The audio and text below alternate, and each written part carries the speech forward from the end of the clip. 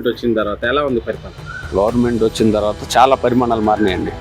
చాలా మారిపోయినాయి. ఎందుకంటే ఇసుక దగ్గర నుంచి ఇసుక అప్పుడు కొనాలంటే ఒక ట్రాక్టర్ కొనాలంటే 10,000, ఇప్పుడు ఇసుక ట్రాక్టర్ కొనాలంటే 1,500. ఆటోమేటిక్గా ఇల్లు కట్టుకునే వాళ్ళకి చాలా ఇదిగా సౌకర్యంగా ఉంటుంది. అలాగే సిమెంటు, కంకరు, అలాగే మందు తాగేవారికి నాణ్యతమైన మందు అప్పుడు 300 ఉండేది క్వార్టర్, ఇప్పుడు 150, 200లకు వచ్చేసింది. అలాగే పెరిగిన అప్పుడు గవర్నమెంట్లో బాగా పెరిగినాయి, ఇప్పుడు కొద్దిగా తగ్గినాయి. అది అంటే రాష్ట్రానికి పెట్టుబడులు రాకుండా చేద్దామని ఇలా చేస్తారని అనుకుంటున్నారా? రాష్ట్రానికి పెట్టుబడులు రాకుండా చేసిన జగన్మోహన్ రెడ్డి 5 ఏళ్లలో రాష్ట్రాన్ని అధోగతి పాలు చేశాడు. ఇప్పుడు ఆయన చేసిన తప్పులన్నీ సరిదిద్దుకుని వస్తా మళ్ళీ రాష్ట్రాన్ని అభివృద్ధి పదంలో నడిపిస్తూ మన కంపెనీలను తీసుకొస్తూ చంద్రబాబు నాయుడు గారు ప్రయత్నిస్తుంటే ఈయన ఇంకా ఇప్పుడు కూడా దడుస్తున్నారు కంపెనీలు అలా అంటే మళ్ళీ నెక్స్ట్ గవర్నమెంట్ జగన్ వస్తాడేమో అనే భయం ఉంది.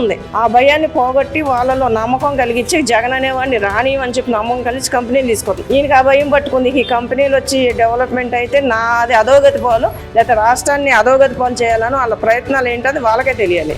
అంటే ఇప్పుడు ఈ గవర్నమెంట్ వచ్చి 10 నెలలు అవుతుంది. ఇచ్చిన హామీలు ఎన్నికల ముందేమో నేను రాష్ట్రాన్ని అభివృద్ధి చేసి పథకాలు ఇస్తాను అది ఇదని చెప్పి ఇప్పుడు ఏమి పట్టించుకోవట్లేదు, అప్పులు పాలు చేస్తున్నారు, అది ఇదని మాట్లాడుతున్నారు. దాని మీద మీరు ఏమండి, బిల్ గేట్స్ అంత మహోన్నతమైన వ్యక్తి మెచ్చుకొని రాష్ట్రానికి ఈ రోజున ఈ స్థితిలో ఉన్నా కూడా చంద్రబాబు గారు అడిగితే ప్రపంచంలో ఉన్న ఎవరైనా సరే వచ్చి పెట్టుబడులు పెట్టడానికి సిద్ధంగా ఉన్నారండి. చంద్రబాబు నాయుడు గారు అంటే విజన్. ఈ రోజున రాష్ట్రం అసలు ఈ విధంగా మీరు 5 ఏళ్ళు మీరు అంత ఇది చేసినా సరే ఈ రోజుకి ఇలా రాష్ట్రం ఉంది అని అంటే గనక అది కారణం చంద్రబాబు నాయుడు గారు.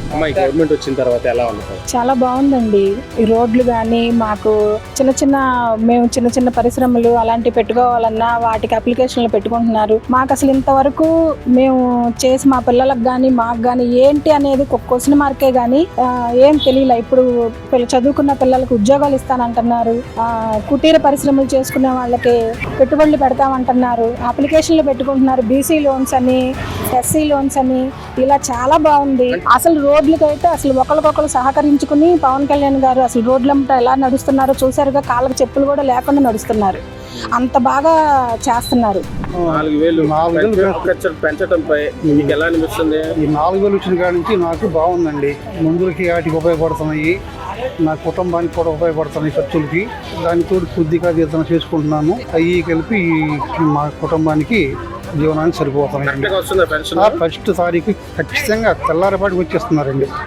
ఒక్కోసారి వాళ్ళే లేపుతారండి, వచ్చి 5:30కే 5ంటికి వచ్చి తలుపు కొడతారండి. లేచి బయటకు వస్తాము, కాబట్టి ప్రశ్న చేసి వెళ్తున్నారండి. అదండి. ఇలా ఇవ్వడం వల్ల మీకు ఎలా ఉంది? చాలా బాగుందండి. ఇప్పుడు